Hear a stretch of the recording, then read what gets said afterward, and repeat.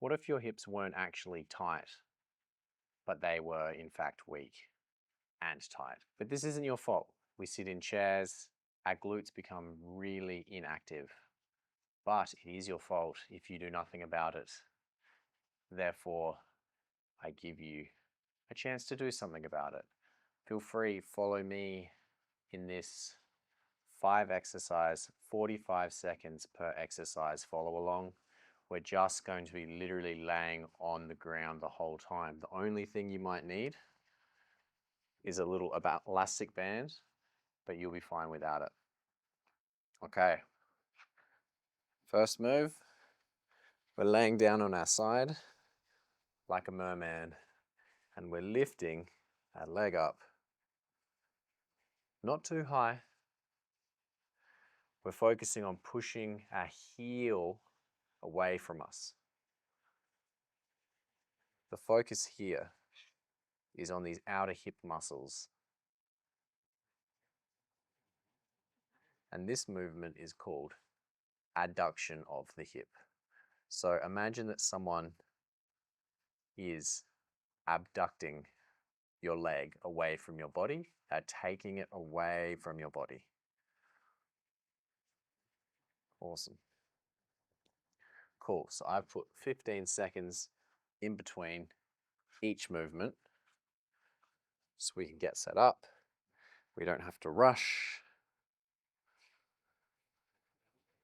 Cool.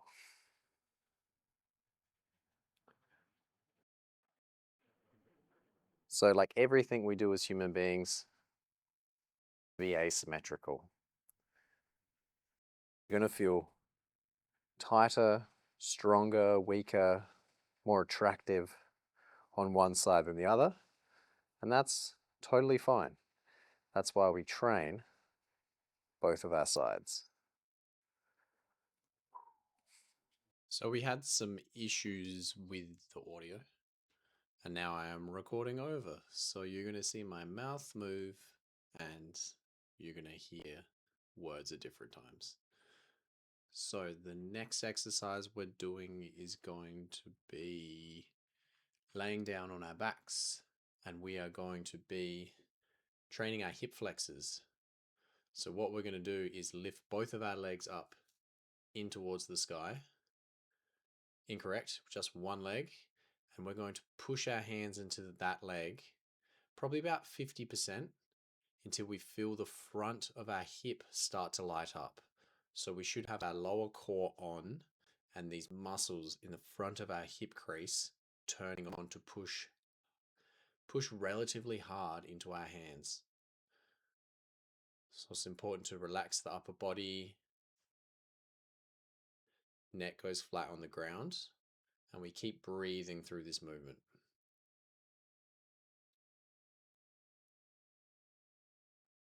All right, 5 seconds left.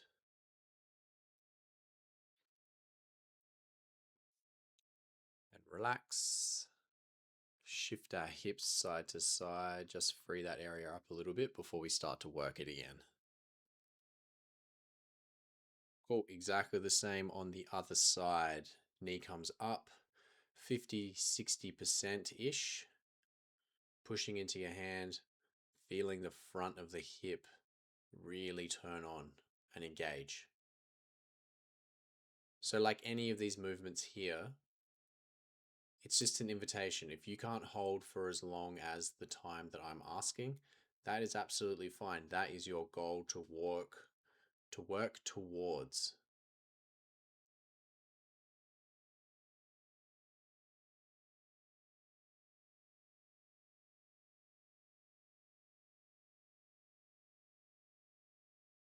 Few seconds left here. You're doing good.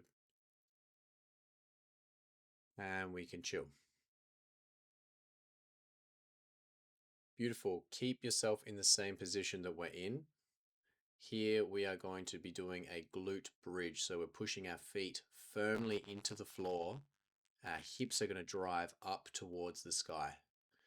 Now, if you feel like this is good enough for you, you can keep just doing the glute bridge static hold.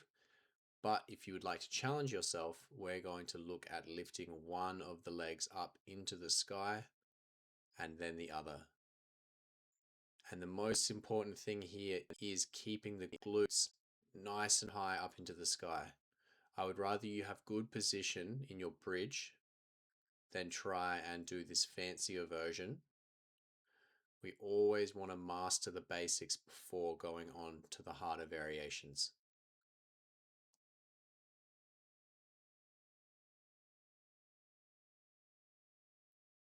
Okay, hips drop down. Get ourselves set up. If you can, grab your band, take it over your legs, over your knees, onto your quads, and we're looking at just getting our hips into this external rotation. It's this clam sort of opening that's happening here. We're keeping our hips really, really stable. We're plugging our hand on top of them to make sure we're not cheating. And our feet are together. So that's the opening and the closing of the knee that is working the muscles of the outer hip here. So we don't have to go huge. We can keep the band nice and small.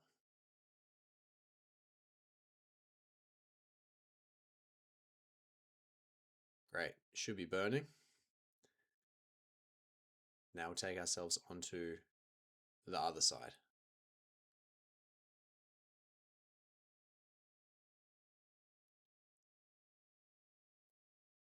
Elbow underneath shoulder. Nice solid position in the torso. And then open.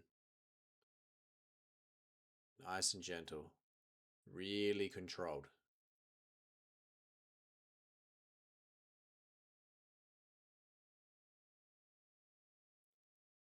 If you don't have a band, this can be performed without a band. You just end up doing a few more reps, but I guarantee you, you'll still be able to feel it.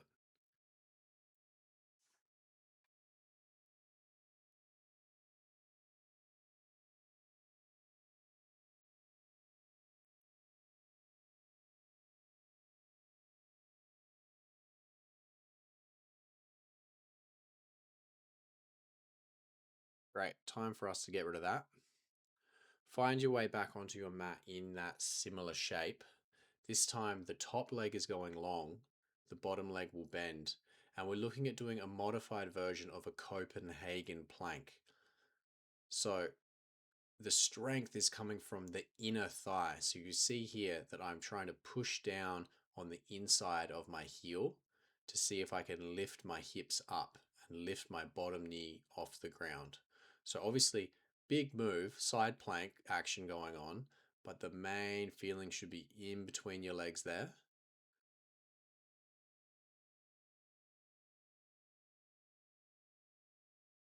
And if you can't lift the knees off the ground, that's absolutely fine. Even just the thought and telling your brain to move your heel in that way that you're pushing your leg into the ground will still light the adductors up, the inner hip.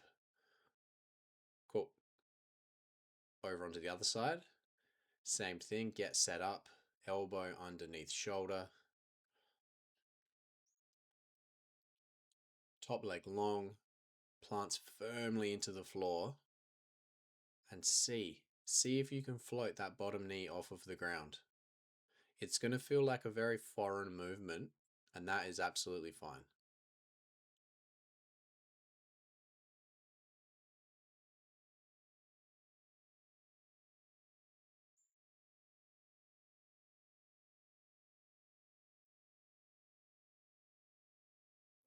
Keep breathing, keep stable.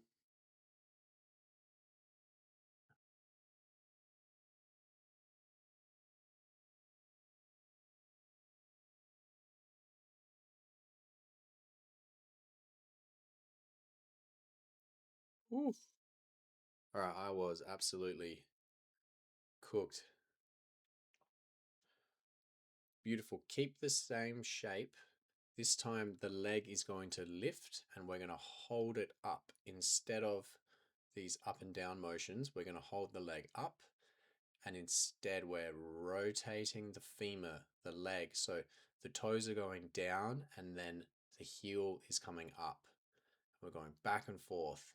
And trust me, this feels about as awkward as it looks, but it's very important for us as human beings that move around on our legs all day to train these muscles. Trust me, it's going to make your hips feel so much better.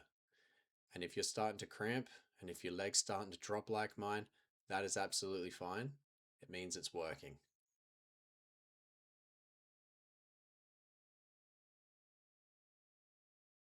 Jeez Louise. Let's go and do the other side because we have two legs.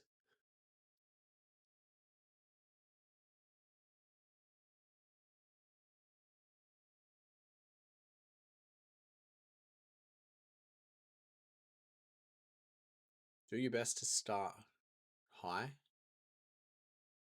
And if you happen to drop over the period of the time, that's all good. We're all just learning.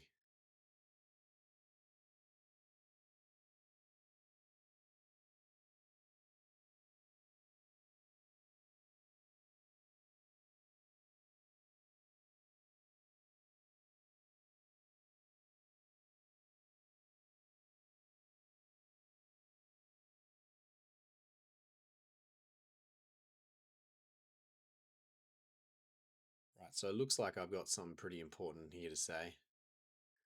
But basically, doing this routine every few days is going to help cover all the small little muscles that live around our hips.